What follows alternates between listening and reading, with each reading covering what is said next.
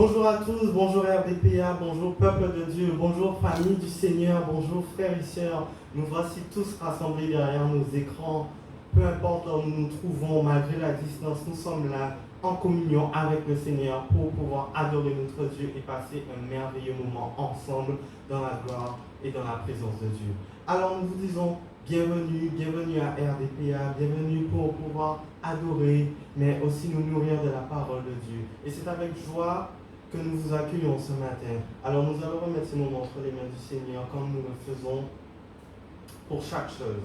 Seigneur, nous te bénissons, nous te rendons gloire parce que tu es grand, parce que tu es merveilleux et parce que tu surpasses toutes choses, parce que ton amour surpasse toutes choses, ton amour surpasse la distance, ton amour surpasse les difficultés auxquelles tu nous confrontes chaque jour, papa. Alors merci pour ton amour, merci pour ta grâce, merci pour la communion avec toi, papa. Car ce matin, nous le proclamons, nous sommes en communion avec toi, nous sommes connectés tous ensemble en esprit avec toi, papa. Alors que Seigneur, tu puisses te répondre dans le cœur de chacun, de chaque génération de ton Église, papa. Prends le contrôle et que ta parole puisse encore faire vie en nous. Sois béni, nous bénissons chacun de nos frères et sœurs, peu importe où ils se trouvent, papa. Tu agis et tu agis au plus profond de nos cœurs. Soyez bénis, RDPA, et bon culte à vous.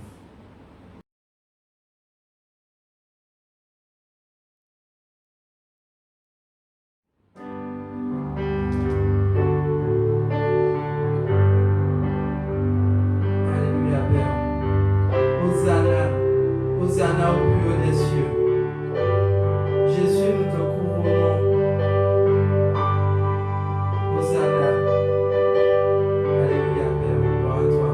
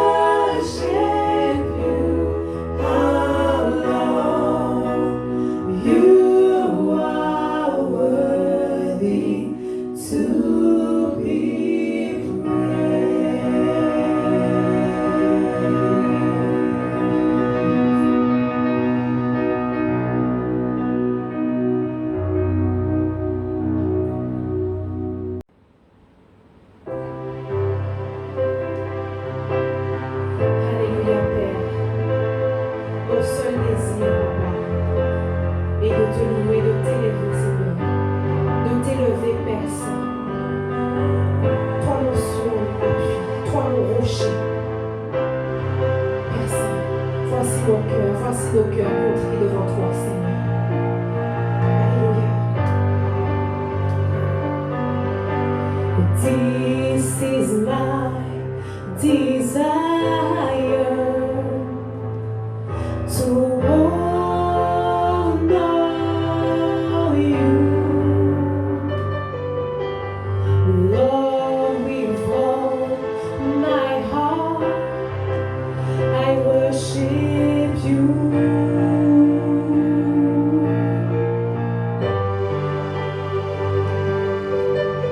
All I have within me gives you praise. All that I adore is in you.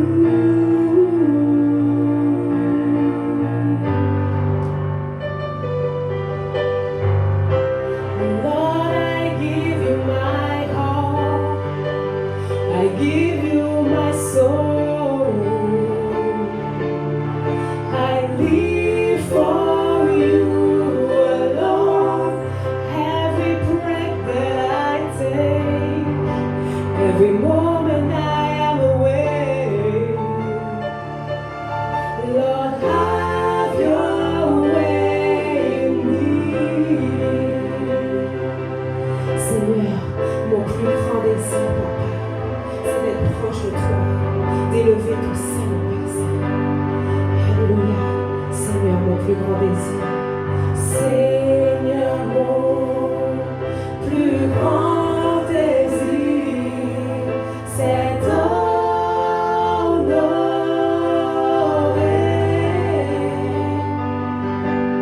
Reçois l'adoration de mon cœur. Oui, tout ce qui est en moi te glorifie.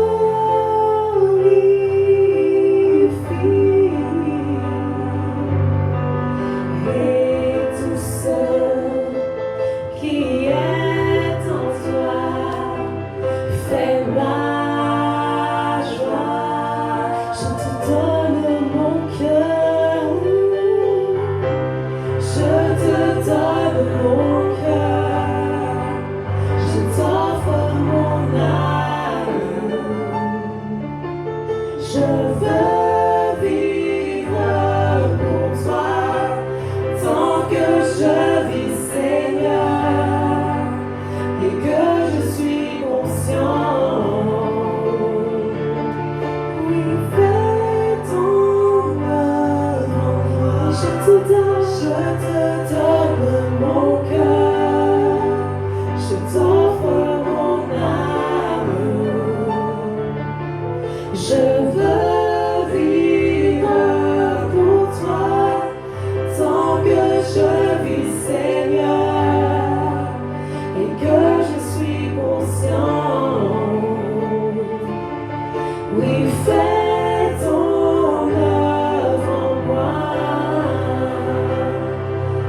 Oui, Papa, mon plus grand désir, Seigneur, est que tu fasses ton œuvre en moi. Que tu fasses, Papa, encore et encore. Voici mon cœur abandonné, Seigneur. Prends toute la place, fais ton œuvre, remplis, Papa, remplis le vase que je suis, Seigneur, et prends toute la place. Oui, fais ton œuvre, oui, je te donne mon cœur, je t'offre mon âme. Je veux vivre pour toi tant que je vis, Seigneur, et que je suis conscient. Oui, fais ton œuvre, oui, fais ton œuvre. Oui, je te donne mon cœur, je t'offre mon âme. Je veux vivre pour toi tant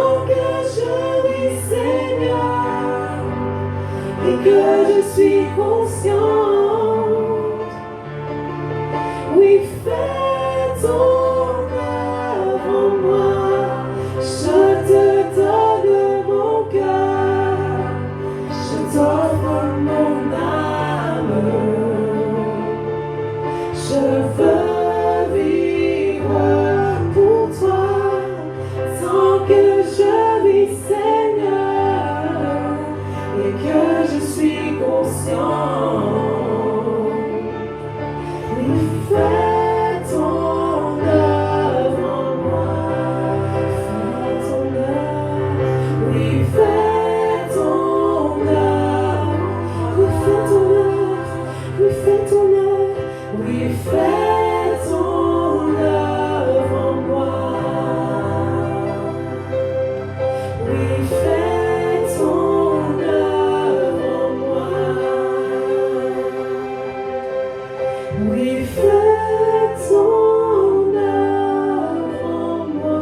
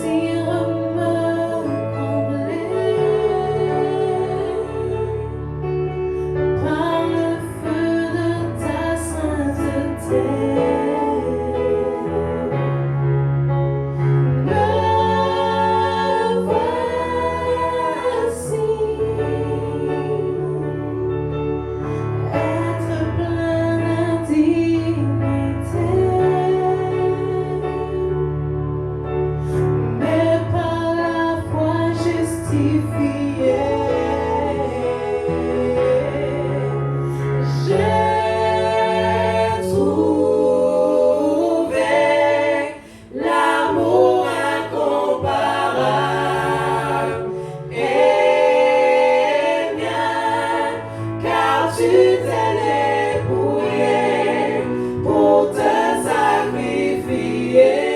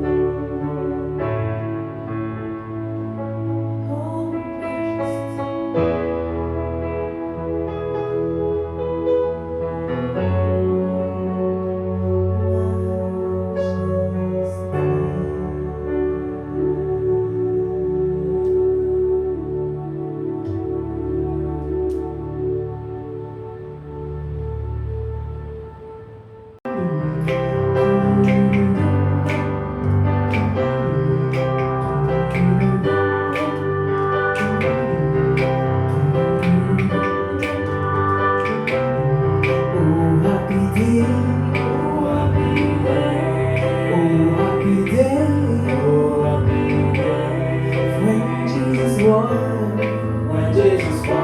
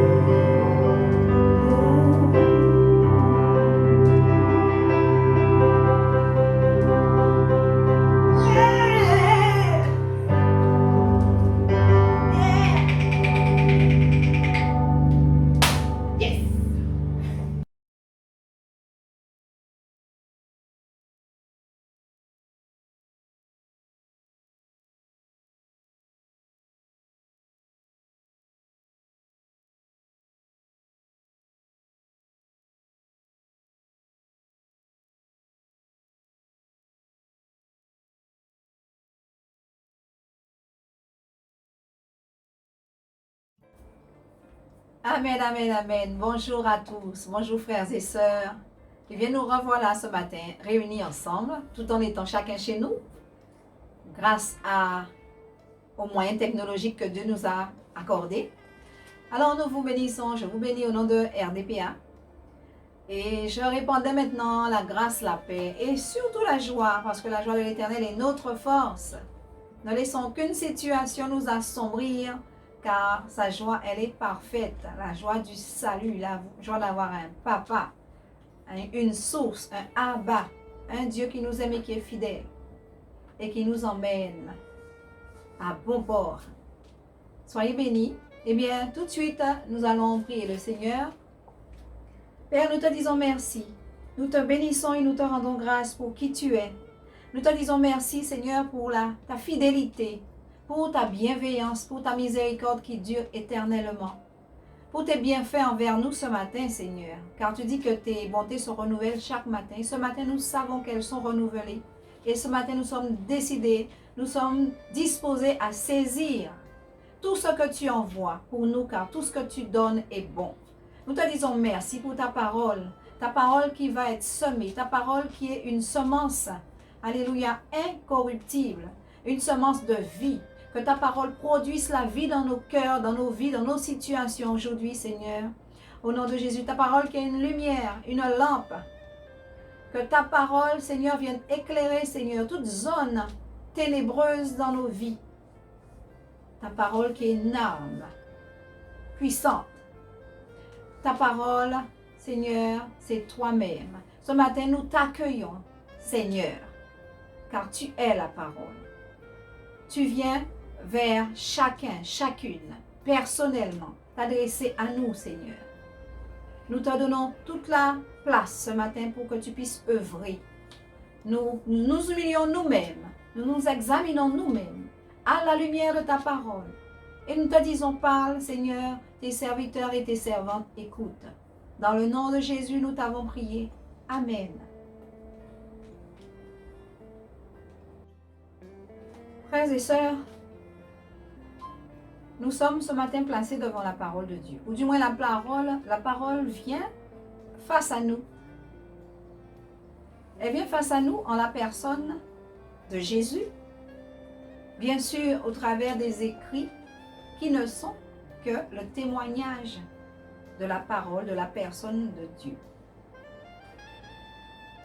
La parole, elle est certaine. Nous avons vu tout récemment que la loi de l'Éternel, elle est parfaite.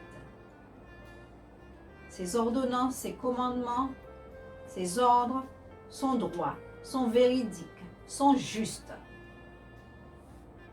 Il n'y a pas de variation. Il n'y a pas d'erreur. Il n'y a pas d'hésitation d'à peu près dans la parole de Dieu.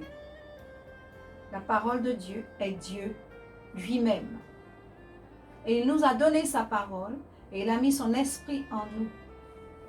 Pour que lorsque sa parole est donnée, selon l'état de nos cœurs, que sa parole soit reçue comme du miel. Nous avons vu que le prophète a dû manger la parole, elle était douce comme du miel à ses lèvres, dans sa bouche. Que la parole de Dieu, elle doit être agréable à recevoir. Peu importe ce qu'elle va produire en nous, pourquoi Dieu l'envoie, c'est pour produire quelque chose de bien. Ce pourquoi Dieu l'envoie, c'est dans notre intérêt. Nous avons vu aussi dans le psaume 19 qu'il y a de l'avantage pour ceux qui aiment le Seigneur, qui aiment sa parole, qui observent ses lois, ses commandements, ses préceptes, ses règles, et qui le craignent. Parce que Dieu est un Père. Dieu est un Père qui veut du bien pour ses enfants, qui s'est donné les moyens et qui donne encore tout moyen au travers de sa parole et de son esprit et de ses serviteurs pour que ses enfants soient pourvus, pour que ses enfants soient édifiés, pour que ses enfants soient fortifiés, pour que ses enfants soient guéris, pour que ses enfants soient délivrés, pour que ses enfants soient en prospérité et en santé.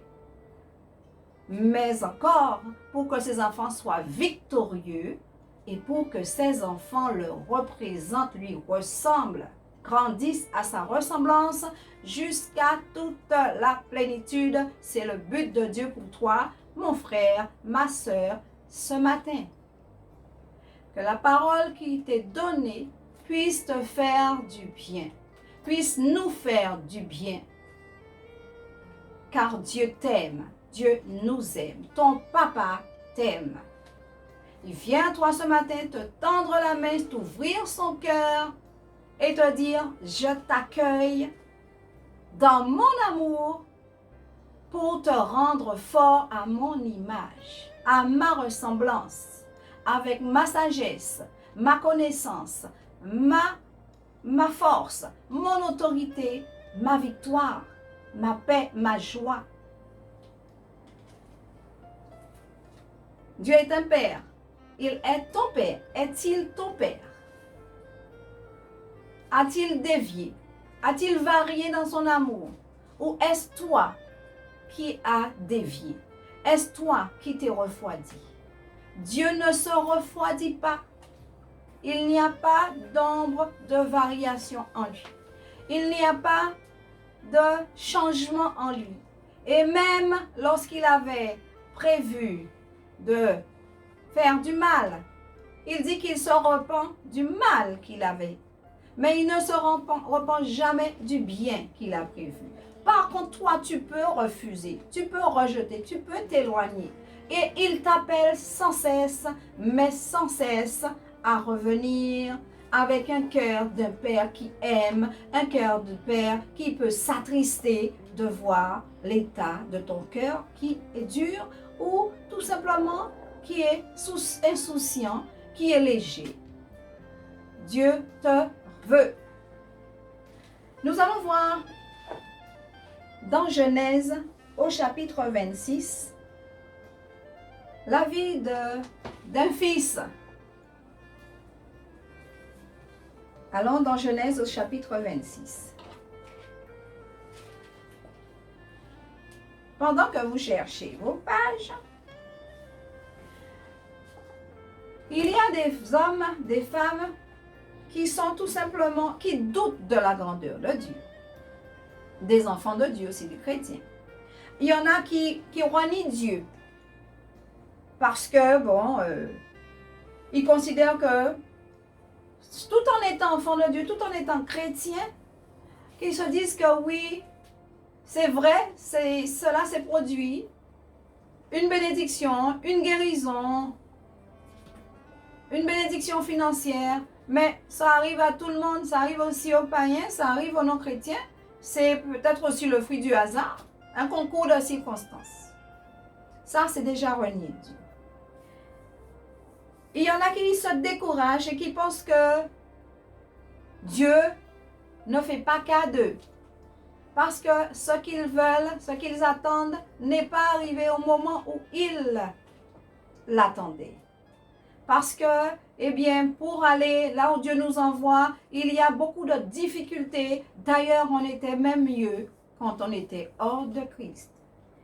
Il y en a qui sont tout simplement convaincus qu'ils ne sont pas dignes, et tout récemment encore, ils ne sont pas dignes de l'amour d'un si grand Dieu à cause de tout le mal, toutes les bêtises, toutes les choses malsaines, les choses indescriptibles, immondes qu'ils ont faites. Donc, ils considèrent qu'ils ne sont pas dignes et pourtant, ils ont donné à Jésus leur cœur et ils se sont dit et cru pardonner à un moment donné. Mais c'était certainement une foi éphémère, une foi de la tête intelligente. Et il y en a encore qui sont devenus carrément amnésiques. Amnésie totale. Ils ont oublié tous les bienfaits de Dieu, même les choses les plus extraordinaires, celles qui les ont amenés même à témoigner des bienfaits de Dieu. Mais il a suffi d'un petit nuage dans leur vie ou d'une grosse épreuve. Et puis voilà, ils ont oublié alors que Dieu nous dit, mon âme, n'oublie pas les bienfaits. C'est une prière que nous devons faire. Il y en a qui sont ingrats, sans reconnaissance. Sans reconnaissance, mais aucune reconnaissance, et qui n'oublient pas, mais qui savent que bon, Dieu est Dieu, il a fait comme il voulait. D'ailleurs, je n'ai rien demandé. C'est comme les enfants qui disent, oui, mais papa, maman, c'est leur devoir, c'est leur travail, je n'ai pas demandé à naître. Ça, c'est l'ingratitude, le manque de reconnaissance envers Dieu et envers tous ceux qui nous font du bien d'une manière ou d'une autre.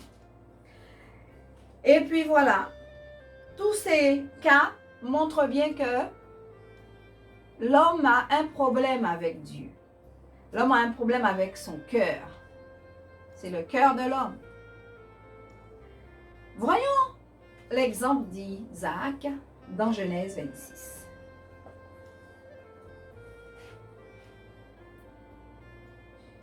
Il y eut une famine dans le pays. Outre la première famine qui avait eu lieu au temps d'Abraham. Et Isaac alla vers Abimelech, roi des Philistins, à Guérar. L'Éternel lui apparut et dit, « Ne descends pas en Égypte, demeure dans le pays que je te dirai. Séjourne dans ce pays-ci.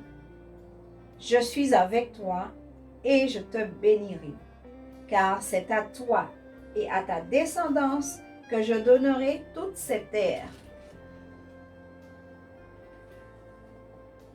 Je tiendrai ainsi le serment que j'ai fait à ton père, Abraham. Je multiplierai ta descendance comme les étoiles du ciel. Je donnerai à ta descendance toute cette terre. Toutes les nations de la terre se diront bénies en ta descendance. En effet, Abraham a écouté ma voix, il a observé mes ordres, mes commandements, mes prescriptions et mes lois.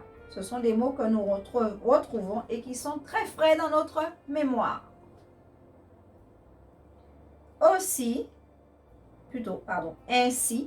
Isaac resta à Guérar.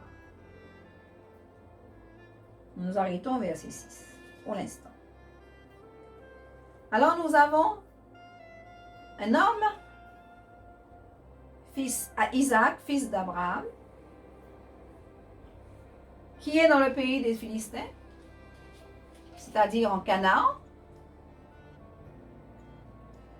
le pays d'un peuple étranger à Dieu, ennemi de Dieu, ne croyant pas en Dieu. Et donc, et Dieu s'adresse à lui. Donc, dans ce pays, il y a la famine. La pensée première d'Isaac, c'est de partir dans ce pays où il va trouver la nourriture, où il va être pourvu, il ne va pas souffrir de la famine. Donc, il voulait partir en Égypte et Dieu lui dit non, n'y va pas, reste dans le pays que je te dirai. Séjourne dans ce pays-ci, c'est-à-dire là où tu es. C'est moi qui te dirai où tu dois aller. Pour l'instant, reste où tu es. Il y a famine, reste là.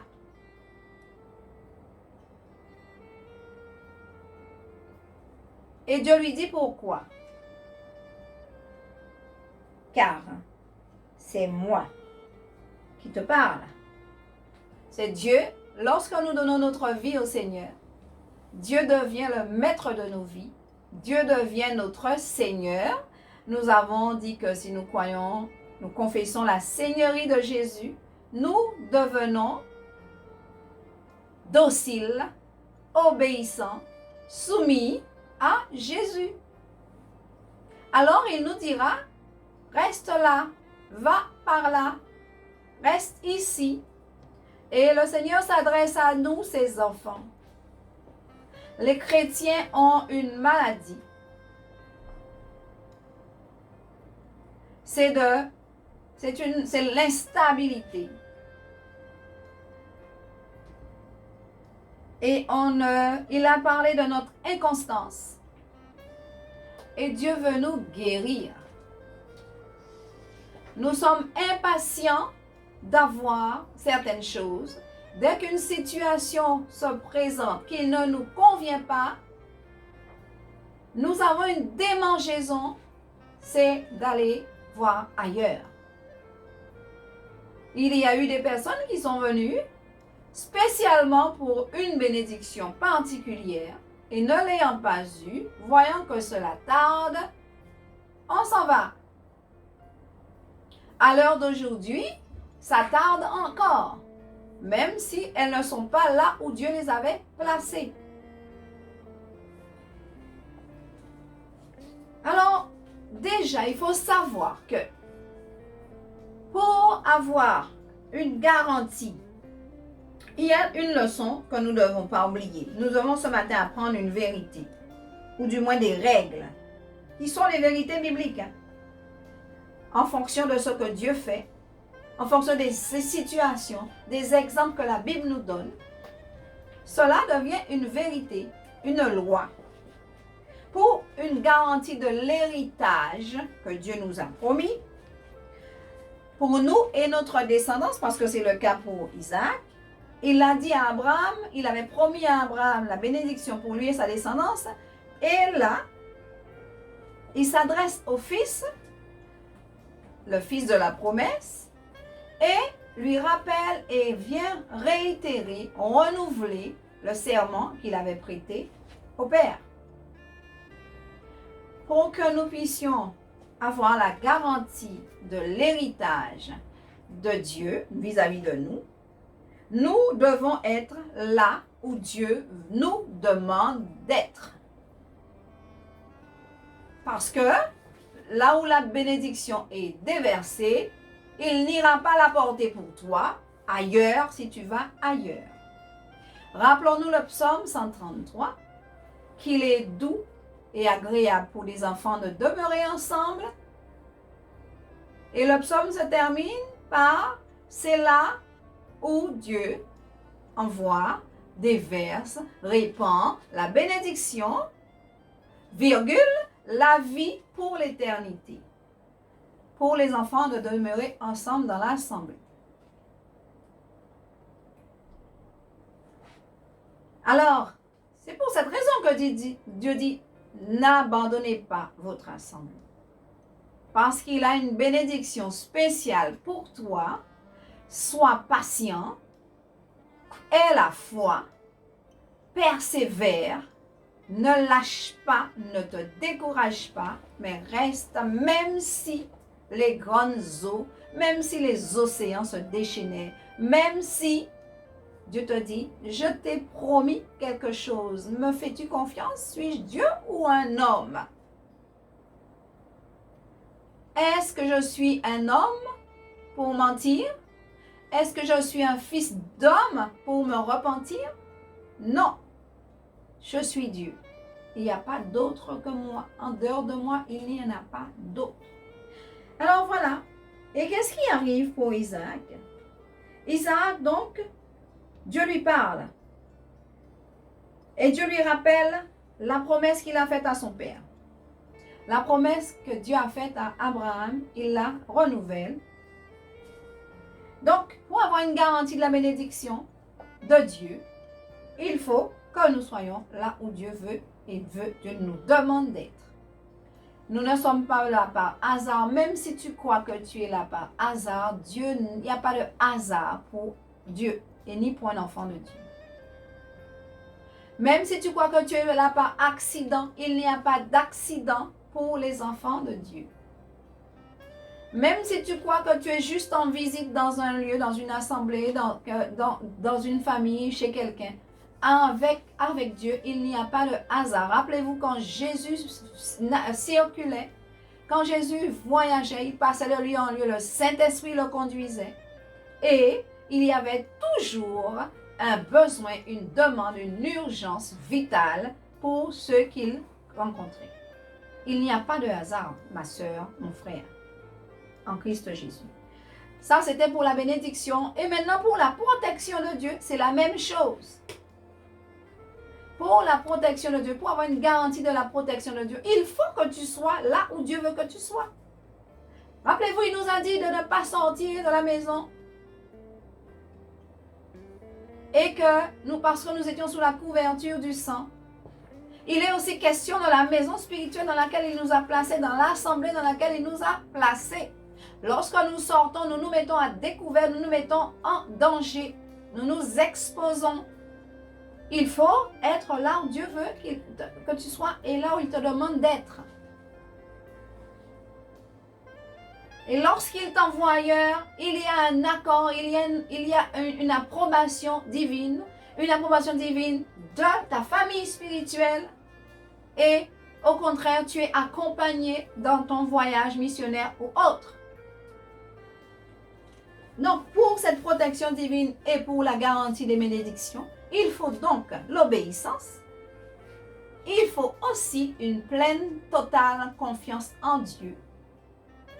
Confiance et non de la méfiance. Confiance et non de l'incertitude. Et non du doute et non un manque de foi. Il faut une pleine confiance en Dieu. La Bible dit qu'Abraham crut à Dieu et cela lui fut imputé à justice. C'est-à-dire que si tu crois en Dieu, tu es justifié. Si tu crois, tu es enfant de Dieu. Un enfant fait confiance à son père. Voilà. Et puis, voyons un peu la vie d'Isaac. Isaac a eu une vie identique, des situations identiques à celles de son père. Lorsque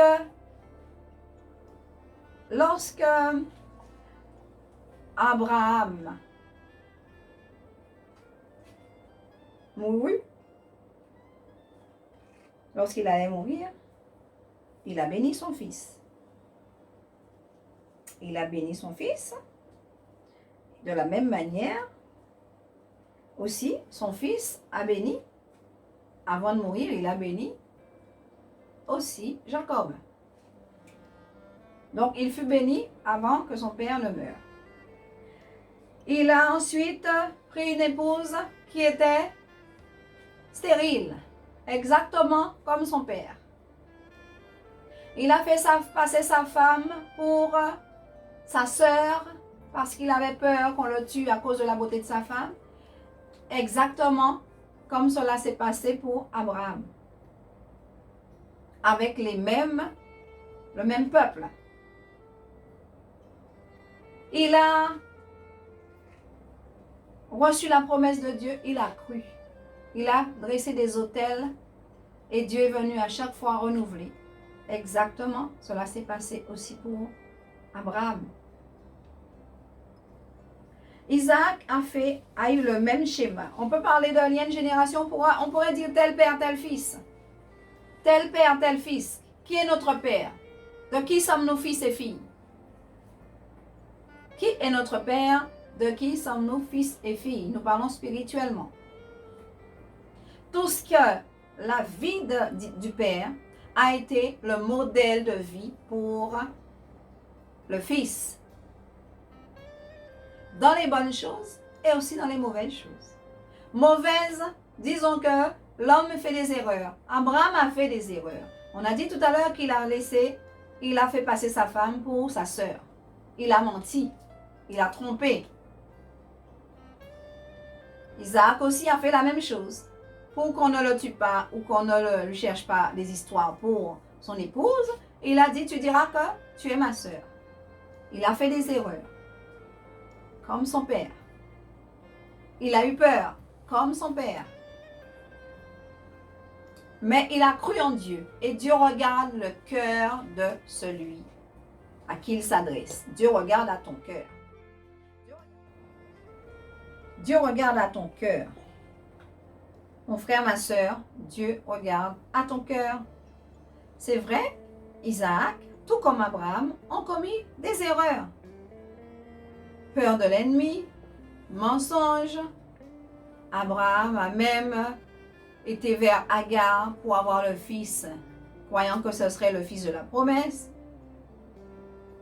Il a fui pour aller chercher de la nourriture parce qu'il y avait famine. Les deux ont fait la même chose.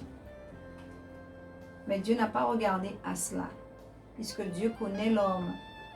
Tes erreurs ne doivent pas, en aucun cas, tes erreurs ne doivent pas te permettre de douter des promesses de Dieu, douter de la bénédiction qui t'attend, douter du plan de Dieu si tu reviens à lui. Si tu reconnais, tu reviens, Dieu continue avec toi. Il t'emmène là où il a prévu, dans la bénédiction qu'il a déjà prévue pour toi, qu'il a déjà préparée pour toi, qu'il a déjà nominativement préparée pour toi. Un autre ne l'aura pas. Alors, il faut savoir que le cœur de l'homme, Dieu veut le changer. Il le connaît, il sait qu'il est mauvais, mais Dieu ne le considère pas comme fichu. comme définitivement irréparable. Dieu te change, Dieu change ton cœur et Dieu parle à ton cœur. Voyons la vie d'Isaac. Donc l'Éternel lui apparut et Dieu lui parla. Et au verset 5, il lui rappelle, attention, je t'ai donné des ordres, je t'ai donné des indications, des prescriptions, des ordonnances. Et l'ordre, c'est ne va pas ailleurs. En effet, verset 5, Abraham a écouté ma voix. Il rappelle à Isaac que son père a écouté. Voilà l'exemple à suivre. Écoute la voix de Dieu. Il a observé mon ordre. Observe l'ordre de Dieu. Considère et met en pratique. Exécute mes commandements. Il parle de ordre, commandement, prescription et loi. Tout ce que Dieu donne, nous devons considérer, nous devons accepter, nous devons reconnaître que c'est bon, c'est pour nous et nous devons mettre en pratique. C'est ce qui garantira les promesses. C'est ce qui nous garantira une vie dans la paix. C'est ce qui nous garantira une bénédiction, une vie prospère. Donc, Dieu nous donne ces promesses-là, mais aussi pour notre descendance. Pas pour nous seuls, mais pour nos enfants. Qu'est-ce que tu veux pour ta descendance? Est-ce que tu veux les voir en déchéance? Est-ce que tu attends tout simplement juste une réussite scolaire? Un métier bien payé? D'avoir une belle maison, voiture, épouse, peut-être ou pas, et enfant, et que sa vie s'arrête là? Mais veux-tu que Dieu, lui, donne à ton enfant, tes enfants, ce que lui, il a prévu, pas ce que toi, tu envisages, ce que tu voudrais?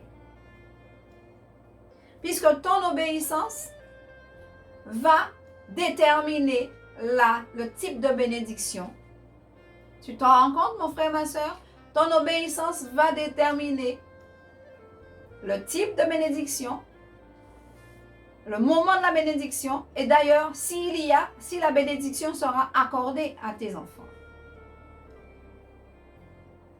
Et Isaac obéit. Il n'est pas allé à Guérar au verset 6. Donc, nous avons vu que Isaac a commis des erreurs, dont celle qui s'agissait de faire passer sa femme pour sa sœur. Mais nous allons plus loin maintenant. Plus loin au verset 11. Abimelech,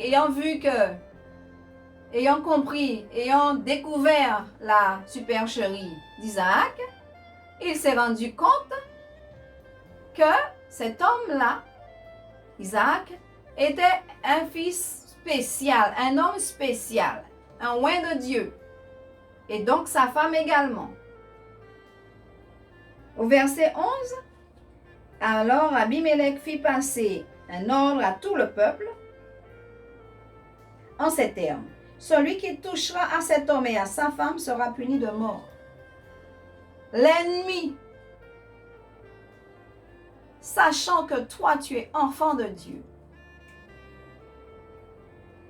réalise le danger qu'il court s'il s'attaque à toi et à tes biens et à ta famille. Mais est-ce que toi tu en es conscient? Es-tu conscient de la haute protection qui est sur ta vie quand tu es à ta place, quand tu es dans l'obéissance, quand tu respectes ce que Dieu t'a demandé de faire et quand tu es là où Dieu veut que tu sois? C'est vrai, nous savons que l'ennemi rôde. C'est vrai que nous avons eu des attaques. Nous avons des aperçus de ce que le diable peut faire. Il ne nous a rien encore fait, nous sommes sous la protection divine.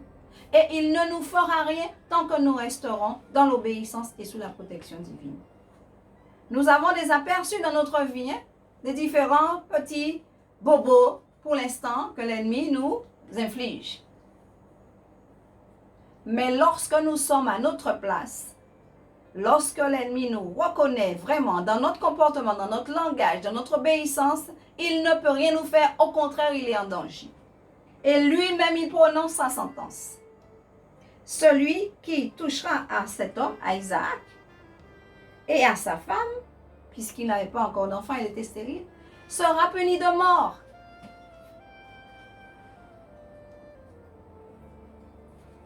On continue. Isaac sema dans le pays et il récolta cette année le centuple car l'Éternel le bénit.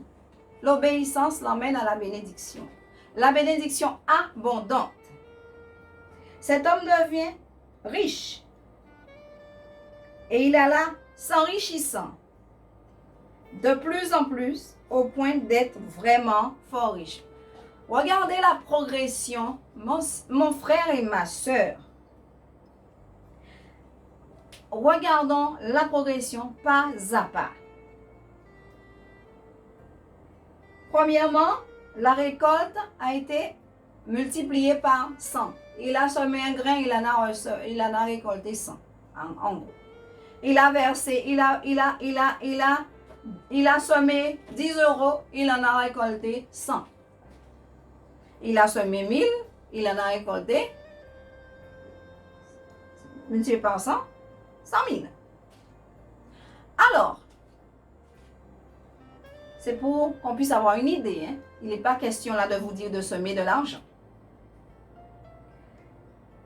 Verset 13, il devint riche. Ensuite, il continua à s'enrichir. Il alla en s'enrichir, c'est-à-dire que ça n'a jamais diminué. Sa richesse a continué à augmenter. Mais il rajoute de plus en plus. Jamais ni stagner, ni diminuer, mais toujours plus. Au point d'être vraiment, cet adverbe qui insiste, vraiment, et ensuite fort riche. C'est ce que Dieu veut pour toi. C'est ce que ton Dieu veut pour toi. C'est ce que notre Dieu veut pour nous. Que nous puissions nous enrichir à tous égards, puisqu'il l'a dit, prospère à tous égards. Nous enrichir de la connaissance de qui il est. Nous enrichir dans notre foi, que notre foi grandisse, soit forte, soit robuste. Nous enrichir dans la joie, dans la paix. Nous enrichir dans la révélation de sa parole. Nous enrichir dans une intimité avec lui. Aussi dans la santé. Nous enrichir dans la prospérité aussi financière, matérielle, professionnelle, à tout niveau. Dieu, que nous puissions prospérer de plus en plus et jusqu'à devenir fort riche, fort prospère. C'est-à-dire vraiment affermi dans tout ce qu'il nous donne. Un cœur fidèle. Regardez le bénéfice, l'avantage, les avantages que Dieu accorde à un cœur fidèle, un cœur obéissant, un cœur patient, un cœur qui reste dans les traces de son Père. Un cœur qui a suivi les enseignements de son Père. Il a suivi tellement les enseignements de son Père qu'il a même fait les mêmes erreurs que lui. Mais Dieu n'a pas regardé à ses erreurs. Tes erreurs ne doivent pas t'arrêter. Ne te condamne pas parce que tu as fait des erreurs. N'aie pas honte parce que tu as fait des erreurs. Ne fuis pas parce que tu as fait des erreurs. Parce que tu penses qu'on va penser, ce qu'on va penser ou voir de toi ou dire de toi. Ne regarde pas à cela. Regarde à ce que Dieu dit de toi. Regarde à ce que ton papa t'a promis. Regarde non seulement à toi, mais à ta descendance. Pense à tes enfants et ceux qui sont à naître. Puisque tu es la souche d'une génération à venir. Mais si la souche n'est pas bonne, qu'est-ce que la suite sera? Alors, cet homme devient fort riche. Nous passons au verset 15. Donc, il était riche et il avait bien sûr il n'aurait pas pu faire tout ce travail tout seul. Il avait des serviteurs, il avait un cheptel. Au verset 15, tous les puits qu'avaient creusés les serviteurs de son père, au temps d'Abraham, son père, les Philistins les comblèrent et les remplirent de terre. Là, nous arrivons à un moment que nous n'aimons pas, nous les enfants de Dieu. À un moment dans notre vie chrétienne, dans notre marche, que nous n'aimons pas. Et c'est à ce moment-là que nous disons que Dieu ne se fait pas cas de nous. Nous devenons amnésiques. Nous oublions les bienfaits. Nous blasphémons, nous renions. Nous sommes ingrats, manquons sans reconnaissance. Toutes ces choses, lorsque l'ennemi s'en prend à nous. Lorsque les oppositions arrivent, lorsque les obstacles sont là, lorsque les épreuves sont là, c'est Dieu qui nous teste. C'est Dieu qui veut tester notre persévérance. C'est là où il nous dit non, ne pars pas, reste. C'est là où il nous dit ne te décourage pas, sois patient. C'est là où il nous dit mais laisse-moi te tester, mais laisse-moi te façonner, mais laisse-moi t'éprouver, laisse-moi polir. Ça, nous n'aimons pas. Regardons l'exemple d'Isaac. Tous les puits, vous savez, le puits, c'est pour l'eau. L'eau, c'est la vie. Il fallait donner à boire aux bêtes. Il avait des milliers de bêtes à nourrir et des serviteurs avec leur famille, sa famille, des terres, des plantations. Il fallait s'en occuper et il s'avère, voilà, que les puits, puisqu'il est sur les traces de son père, tous les puits que son père avait creusés, qu'est-ce que l'ennemi a fait? La jalousie. Lorsque tu prospères, il y a de la jalousie. Lorsque Dieu bénit quelqu'un, et c'est dommage et c'est humain, depuis à l'époque ça se voit. Lorsque Dieu bénit, il y aura forcément des envieux et des jaloux. Il y aura toujours l'opposition. Et l'ennemi, qu'est-ce qu'il attend? Il se sert des jaloux, il se sert des faiblesses des autres pour venir mettre te mettre les bâtons dans les roues, pour venir te couper l'herbe sous les pieds, pour venir détruire ce que tu as fait, pour venir saboter l'œuvre du Seigneur dans ta vie. Mais Dieu te dit, prends exemple sur un fils, sur un cœur, un type de cœur. Ne regarde pas ce que l'ennemi fait parce que l'ennemi, je lui ai déjà fait son affaire. L'ennemi, j'en ai déjà fait mon affaire. Tous les puits ont été remplis de terre. Donc, un problème. Et l'eau, il leur faut de l'eau. L'ennemi vient, il remplit. Il sabote le travail du serviteur de Dieu, du Fils de Dieu. Et que se passe-t-il? Il vient en plus au verset 16 dire à Isaac, va-t'en de chez nous, car tu es beaucoup plus puissant que nous. Vous voyez la jalousie, la méchanceté et en même temps une crainte de la puissance dont Dieu revêt ses enfants. Parce que vu la rapidité avec laquelle le serviteur, l'enfant de Dieu, peut grandir et prospérer s'il est dans les conditions, ça devient un danger pour l'ennemi. Et va te chasser. Donc tu peux avoir des difficultés, des épreuves, des obstacles, des problèmes dans des situations conflictuelles, des situations qui peuvent te troubler. Tout simplement, c'est parce que tu es loin de Dieu, parce que tu es choisi de Dieu, parce que les yeux de l'Éternel sont sur toi, parce que tu es déjà reconnu dans le camp ennemi comme étant un enfant de Dieu, donc un danger. Mais toi, tu te décourages.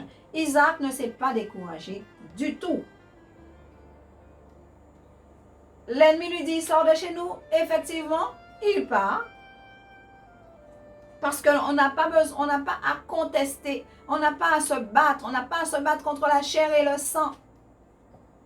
Il a mis sa confiance dans son Dieu et il a protégé ses troupeaux, ses biens, sa famille, ses serviteurs et il s'est éloigné sachant que de toute façon, Dieu est avec lui.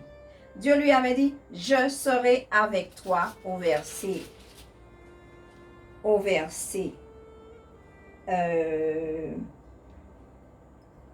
au verset 3. Séjourne dans ce pays-ci, je suis avec toi et je te bénirai. Et il a eu cette promesse, mais la promesse s'est réalisée dans ce pays. Il a été béni au centuple. Là, l'ennemi vient lui dire, tu es plus puissant que nous. L'ennemi reconnaît sa force, sa puissance, son autorité. Mon frère, ma soeur, il faut que l'ennemi reconnaisse Jésus en toi. Mais pour qu'il reconnaisse Jésus en toi, tu ne peux pas montrer Jésus, tu es dans la désobéissance. Lorsque Adam a désobéi, c'est la porte, l'ennemi qui a pu entrer, c'est la porte qu'il a ouverte au diable. L'ennemi veut t'emmener en déchéance. Ton obéissance t'emmène en déchéance. Isaac partit de là et campa dans le pays de Vallon de Guérar, là où il habita. Et voilà, nous allons voir un peu la persévérance du serviteur de Dieu. C'est la leçon que tu dois tirer ce matin. La persévérance. Verset 18, il creusa de nouveau les puits d'eau qu'on avait creusés du temps de son père. Les puits qui ont été bouchés par l'ennemi, il les a creusés de nouveau, les mêmes puits. Il n'en a pas creusé d'autres. Les mêmes puits, il est resté, il a tenu à rester sur les traces de son père. Es-tu sur les traces de Jésus sur le chemin de la croix? Es-tu sur les traces de Jésus sur le chemin de Gethsémani? Es-tu sur les traces de Jésus portant ta croix? Il t'en avait dit dernièrement, porte ta croix et suis-moi. Es-tu resté là? Parce que c'est un chemin de souffrance. Il a souffert, Isaac. Un chemin de souffrance. Et nous les enfants de Dieu, nous aimons bifurquer, prendre des chemins raccourcis, prendre des raccourcis, et nous nous trouvons dans des impasses. Nous sommes obligés de lever la tête ou de faire demi-tour. Aujourd'hui, tu as soit à lever la tête, soit à faire demi-tour. De toute façon, quand tu vas lever la tête, il va te dire, fais demi-tour, reviens. Et c'est moi qui te continue.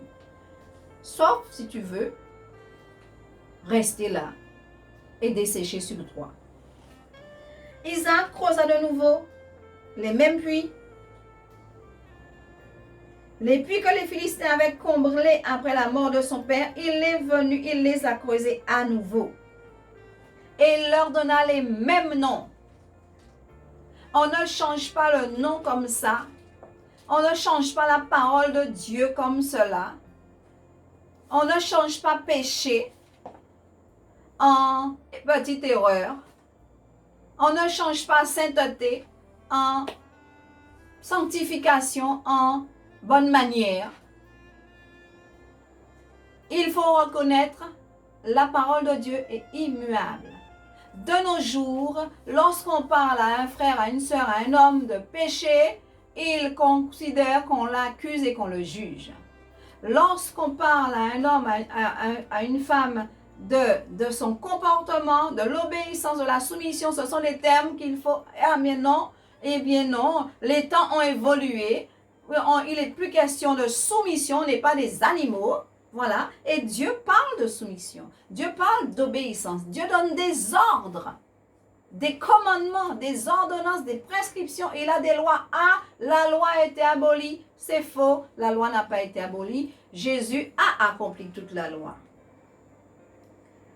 Et lorsqu'on parle d'abolition, c'est dans un autre sens, mais on ne tourne pas la parole de façon à ce qu'elle nous arrange.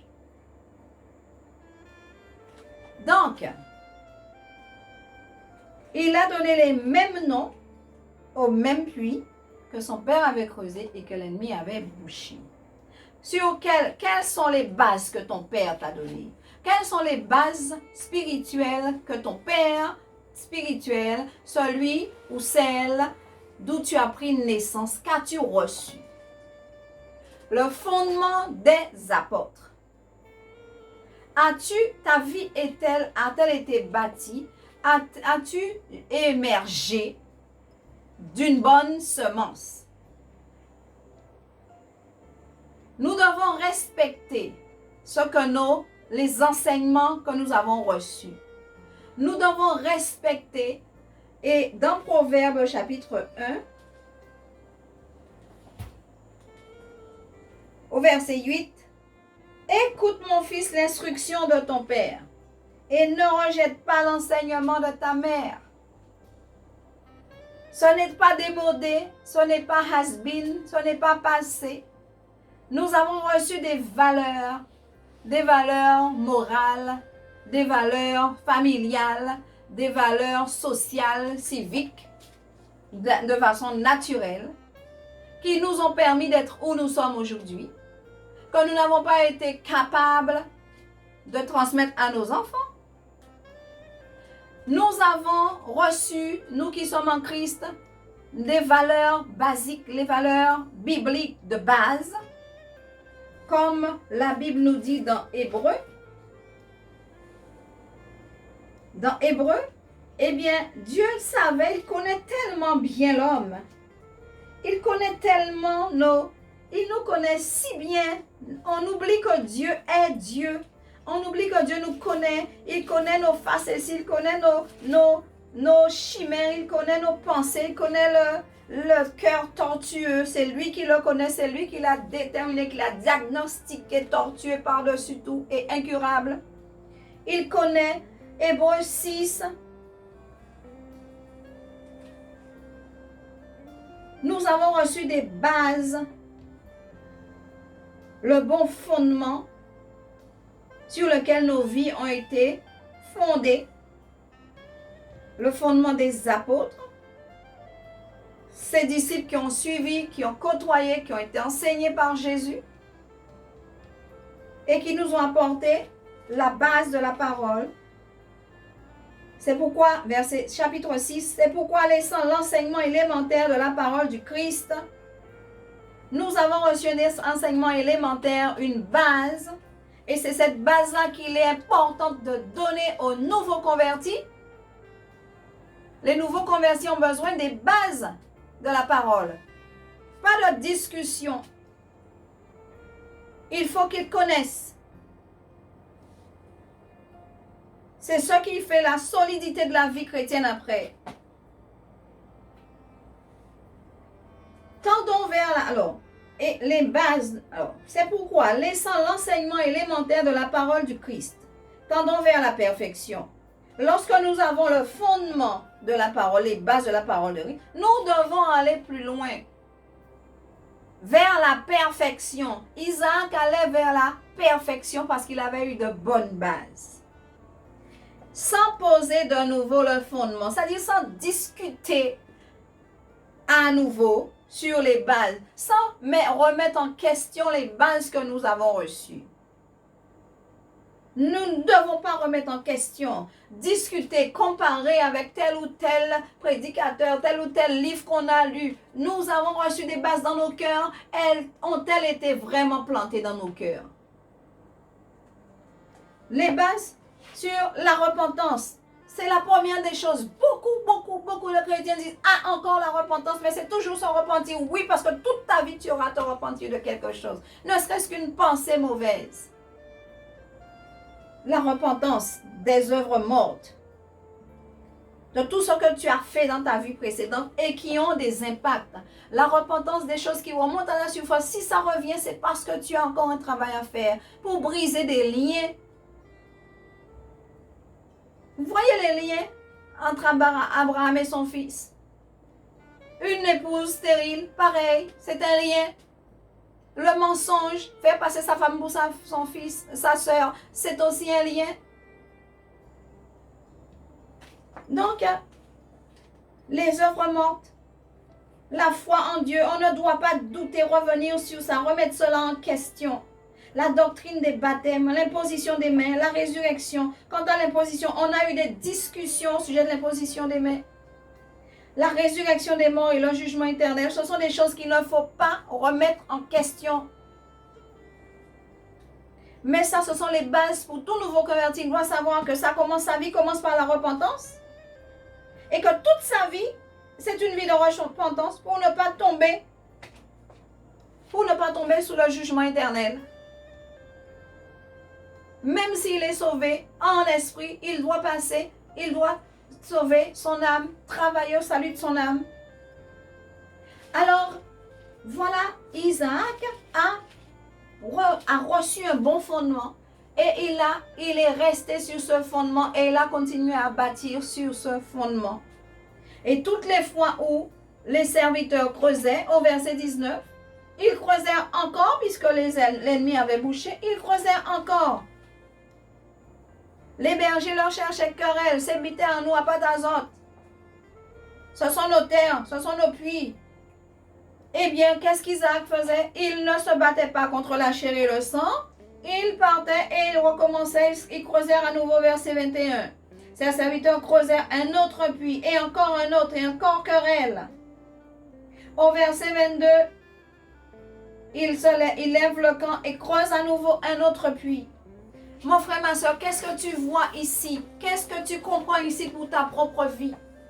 Penses-tu qu'un petit abandon, un caprice, une chimère, je croise les bras, je t'aime plus, je croise les bras, je joue plus? Arrêtons de faire les enfants gâtés. Quand est-ce que nous allons grandir? Quand est-ce que nous allons sortir? Quand est-ce que nous allons cesser de faire l'ennemi, se moquer de Dieu, narguer Dieu et nous dire, gars, ça c'est ça, on va prier Timouna. Tu appelles ça tes fils et tes filles? Voilà ce que le diable va dire.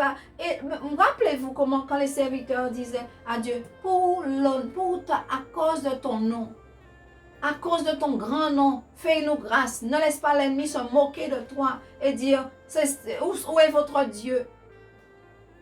Parce que Dieu nous dit qu'est-ce que l'ennemi va dire. Où est leur Dieu? Où est son Dieu? Ça, c'est une chose. L'ennemi, mais aussi les autres chrétiens, les autres enfants vont aussi se poser des questions.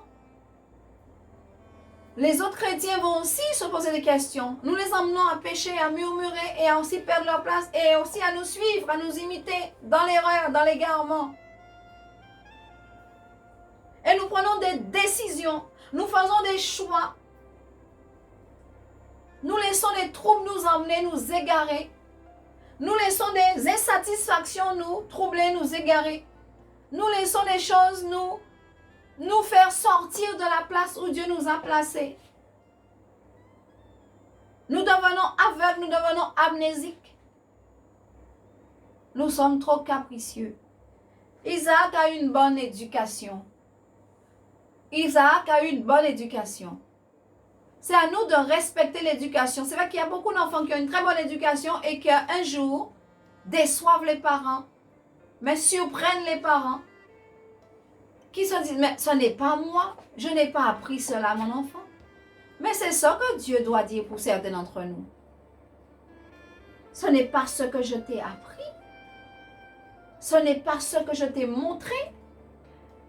Ce n'est pas comme ça que je t'ai appris à aimer.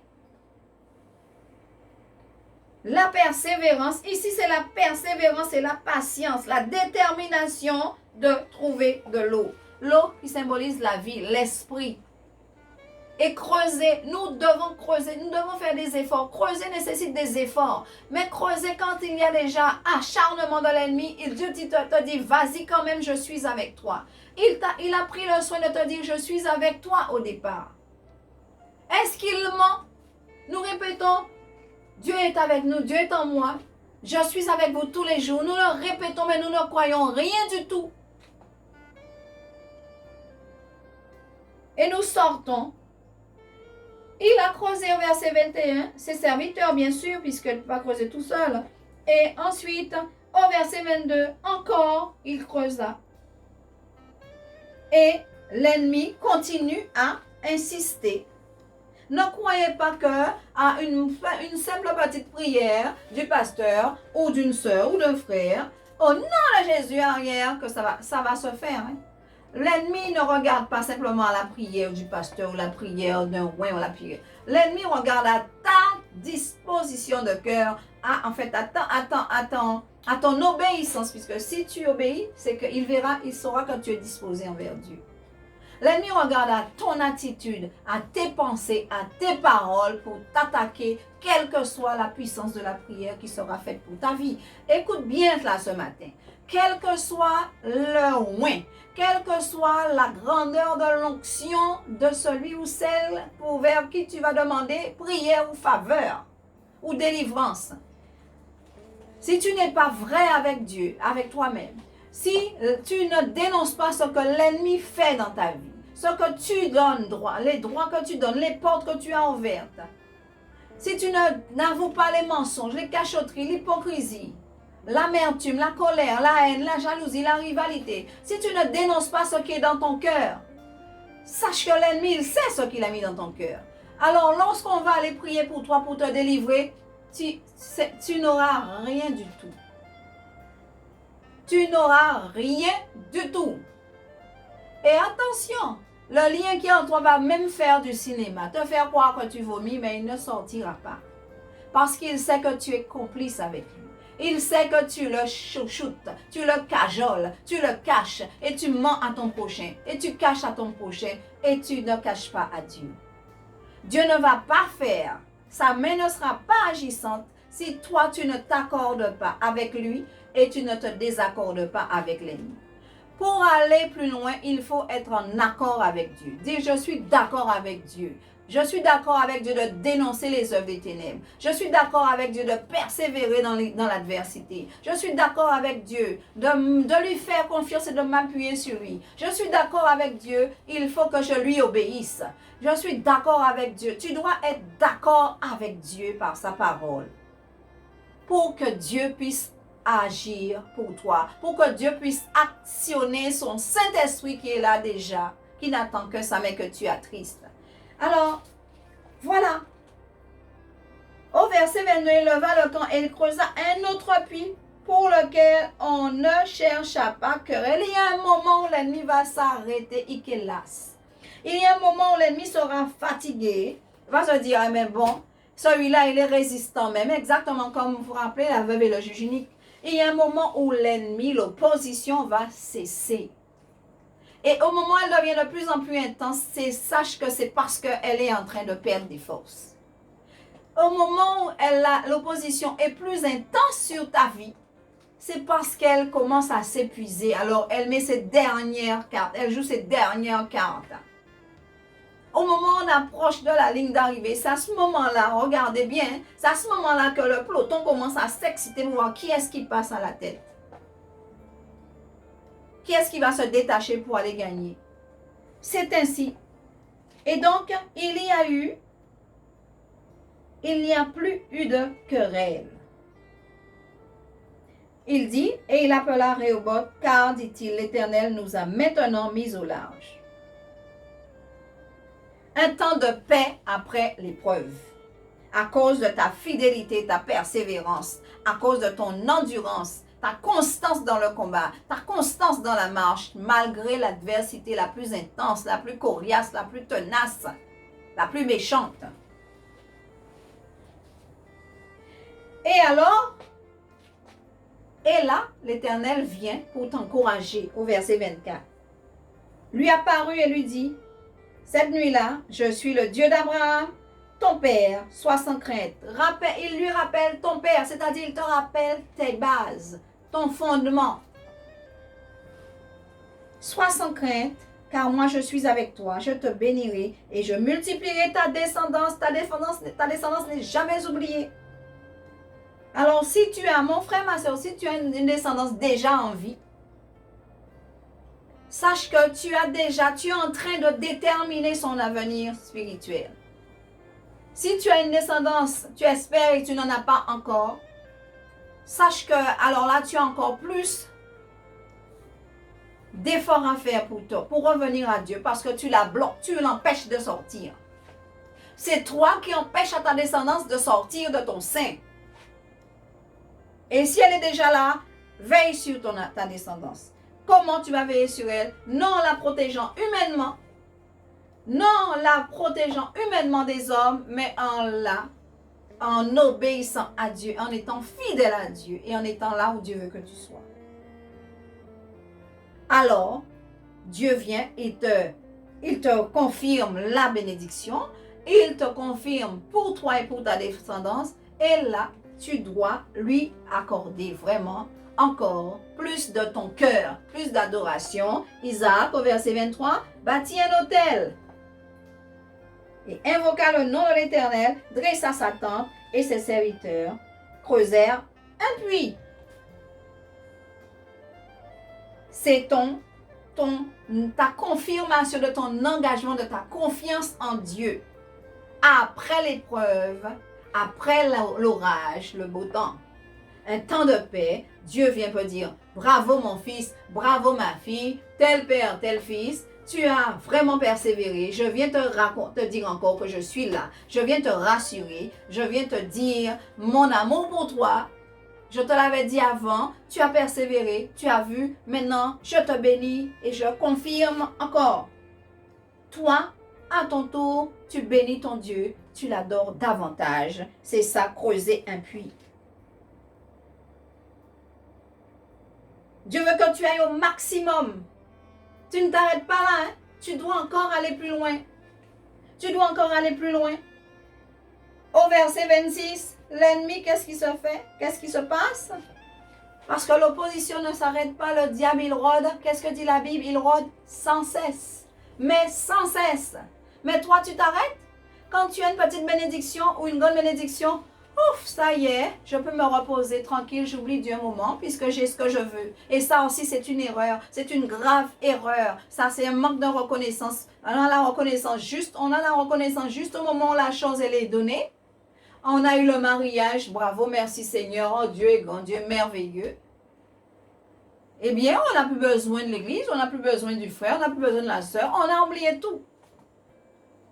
Puisque de toute façon, hein, c'est la vie.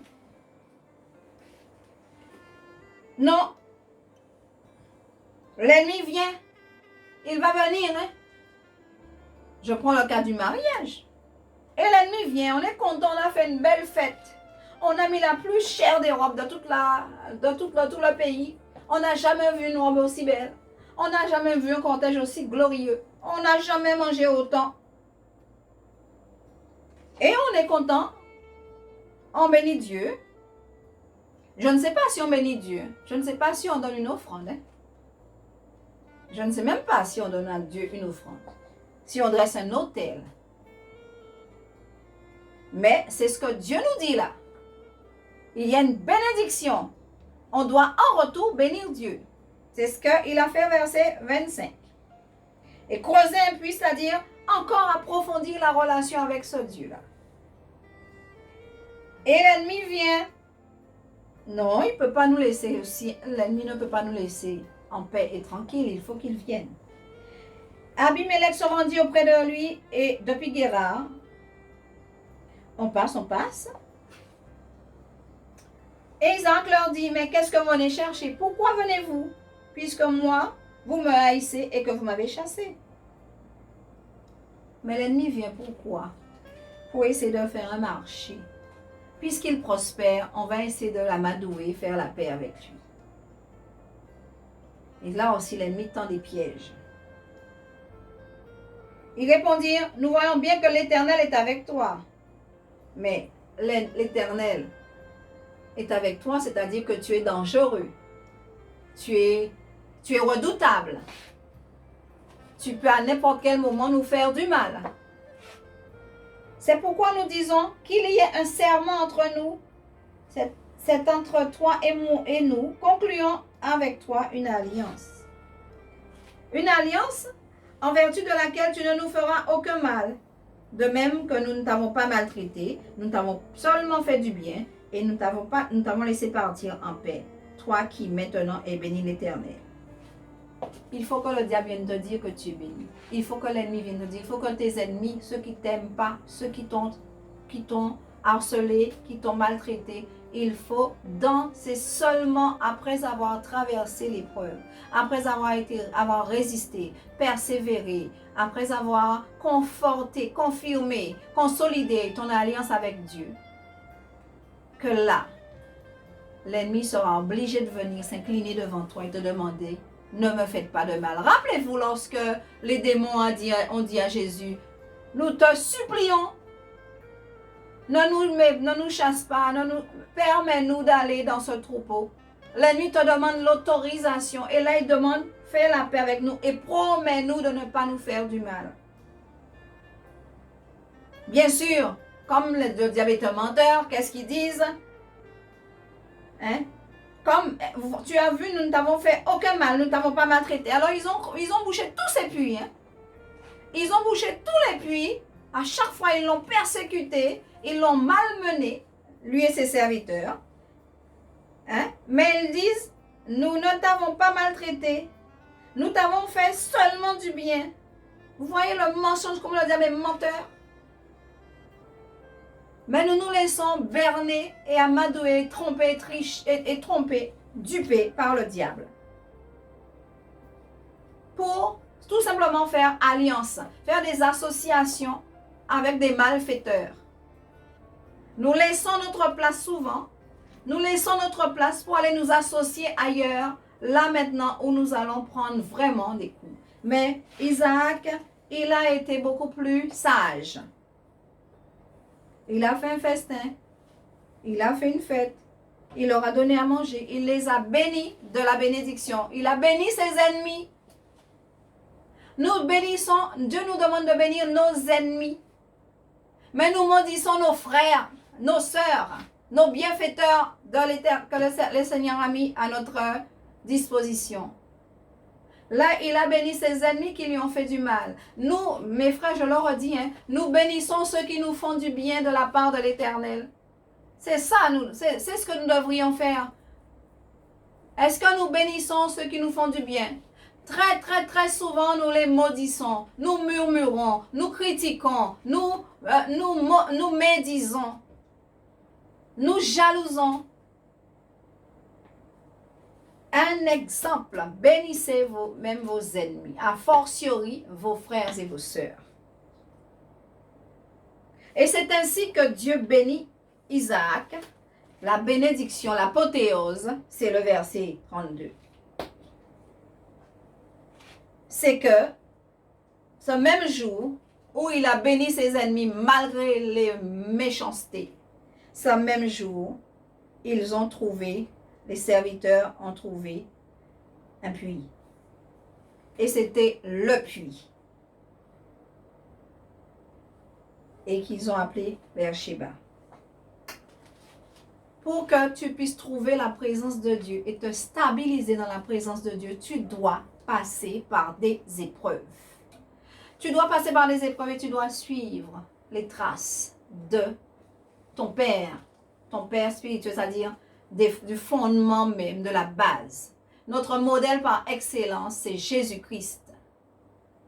Qu'il a confronté toutes sortes d'oppositions, il est allé jusqu'au bout pour entrer dans la gloire, assis à la droite du Père. Tu veux participer à la gloire de Dieu. Tu veux connaître les prospérités, les richesses, les bénédictions, voir les promesses pour toi et pour ta descendance. Retourne là où Dieu t'a placé. Retourne là où Dieu t'a passé. Revois les leçons. Revois les bases, les valeurs que tu as acquises et que tu as apprises.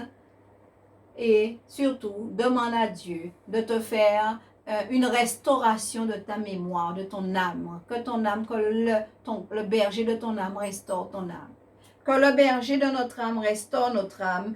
Parce qu'une chose qui est certaine, c'est que au départ, Dieu est là avec toi. Et il est là à l'arrivée, mais il veut que tu le cherches. Il veut que tu persévères parce qu'il ne va pas se laisser trouver comme ça, facilement, sur tes caprices, sur un claquement de doigts, comme une baguette magique. Il y a un chemin à traverser. Et ce chemin-là, c'est au travers de l'enseignement que tu as reçu à la base.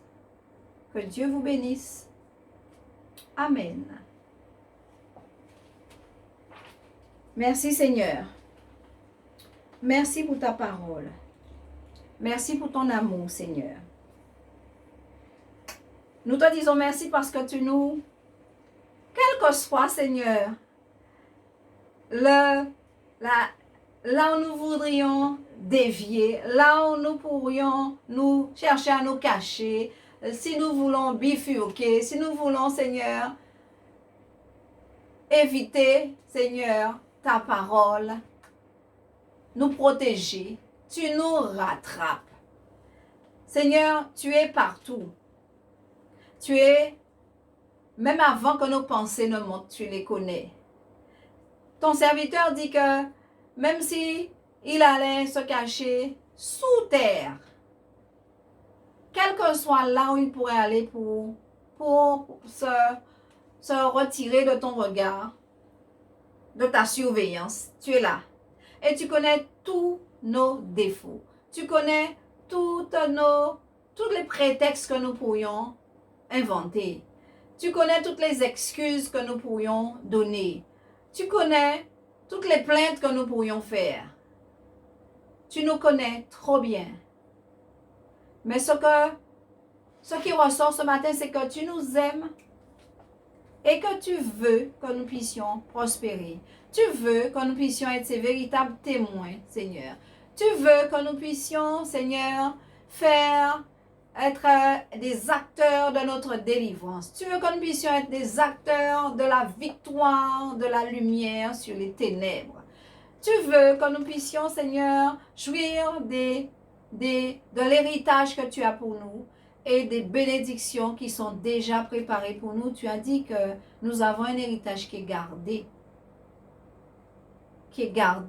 et qui est impérissable, qui ne peut ni se souiller ni se corrompre.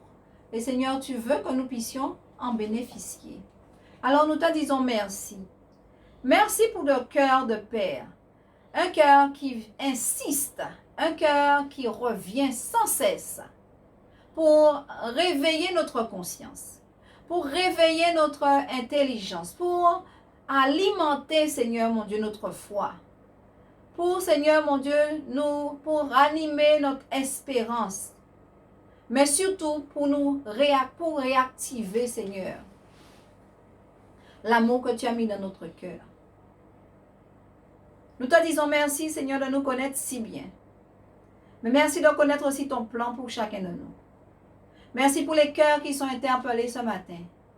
Merci, Seigneur mon Dieu, pour les cœurs qui sont, Seigneur, saisis de la tristesse de la repentance. Merci, Papa, de montrer à certains les erreurs commises et qu'ils se repentent. Les erreurs à ne pas commettre et qu'ils prennent garde à ne pas les commettre. Merci, Papa, surtout, Père, pour nous rappeler, Seigneur mon Dieu, les bases, les fondements de notre vie spirituelle. Alors nous te donnons toute la gloire ce matin. Nous croyons, Seigneur, que tu as fait une œuvre dans les cœurs. Nous croyons qu'il y a une percée. Nous te disons merci. Dans le nom de Jésus, nous t'avons prié. Tu bénis ton peuple, tu bénis tes enfants, tu bénis ta famille. Tu fortifies, tu relèves, tu ramènes, tu redresses, tu corriges, tu interpelles. Mais tu fais une œuvre. S'il te plaît, Saint-Esprit, fais cette œuvre dans les cœurs. Au nom de Jésus, nous t'avons prié. Amen.